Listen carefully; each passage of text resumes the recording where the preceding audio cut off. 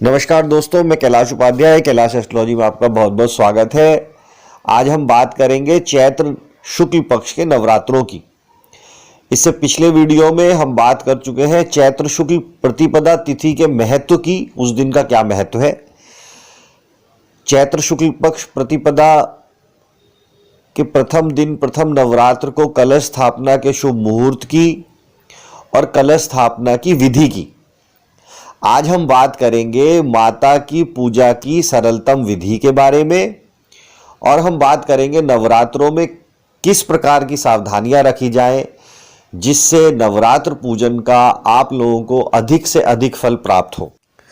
देवी दुर्गा के आगमन के विषय में शास्त्रों में कहा गया है कि शशि सूर्य गजारूढ़ा शनि भौमे तुरंगमे गुरो शुक्रे च दोलाया बुद्धे नौका प्रकृतिता। अर्थात सोमवार या रविवार को कलश स्थापना का दिन यदि पड़ता है तो देवी माँ हाथी पर सवार होकर आती हैं, परंतु यदि नवरात्र की शुरुआत शनिवार या मंगलवार से हो तो देवी दुर्गा घोड़े पर सवार होकर आती हैं। वहीं जब गुरुवार या शुक्रवार से नवरात्रि आरंभ हो तो माता डोली पर सवार होकर आती हैं, परंतु यदि बुधवार से नवरात्र आरंभ हो तो देवी माँ नाव पर सवार होकर आती हैं। पूजन का सर्वप्रथम नियम यह है, आप किसी भी देवी देवता की पूजा करें उससे पहले सर्वप्रथम भगवान गणेश की पूजा अवश्य करें। यदि आप भगवान गणेश की कोई विशेष पूजा करना नहीं जानते हैं तो भगवान गणेश का सामान्य मंत्र ओम गंग गणपते नमः, इससे आप पूजा की शुरुआत कर सकते हैं। और जिस भी देवता की पूजा का समापन करना है उनकी आरती से, उनकी आरती उतार करके उस पूजा का समापन होता है। जब आप सब पूजा कर चुके हैं उसके बाद आप आरती करेंगे। अब बात करते हैं देवी दुर्गा की पूजा के लिए। यदि आपको बहुत ही अत्यधिक पूजा नहीं कर सकते हैं तो माता का महामंत्र ओम ऐं ह्रीं क्लीं चामुंडाय विच्चे पूरे नवरात्र 9 दिन इसका एक संख्या निर्धारित कीजिए और उसमें आप जप कर सकते हैं। दुर्गा चालीसा पढ़ सकते हैं। जो लोग दुर्गा चालीसा पढ़ना चाहते हैं उससे भी माता दुर्गा की पूजा की जा सकती है। दुर्गा चालीसा के अंतर्गत एक विंध्येश्वरी चालीसा भी है। यदि आप दुर्गा चालीसा पढ़ें तो विंध्येश्वरी चालीसा को भी अवश्य पढ़ें। नवरात्र पूजन में दुर्गा सप्तशती का विशेष प्रावधान है। दुर्गा सप्तशती पढ़नी चाहिए 9 दिन के अंदर।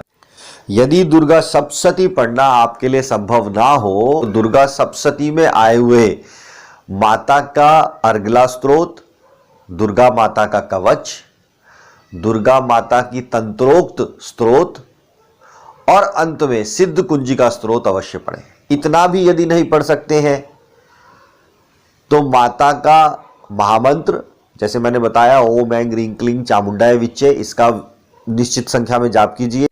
दुर्गा चालीसा पढ़िए और माता की आरती कर दीजिए। माता की आरती में कपूर और लौंग का प्रयोग अवश्य कीजिए।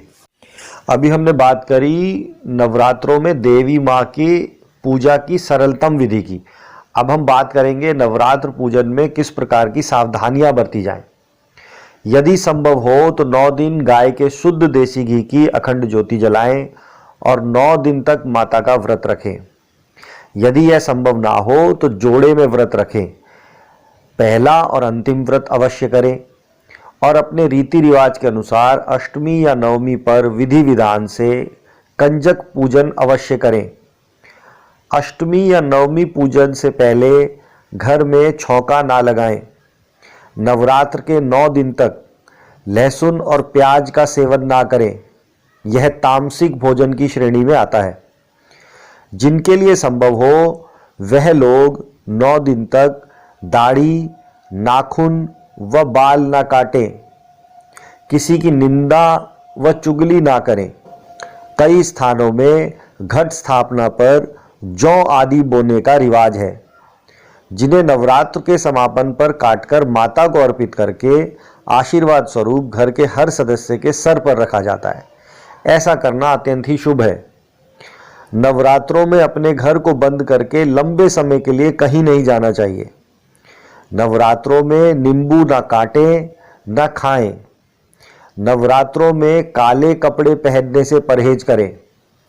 प्रयास करें कि नवरात्रों में दिन में ना सोएं।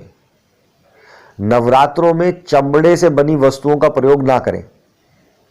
इस वीडियो में इतना ही। आगे हम देवी के 9 रूपों की बात करेंगे और उनका पूजन किस प्रकार से करें उसकी बात करेंगे। तब तक के लिए नमस्कार। आपका कल्याण हो।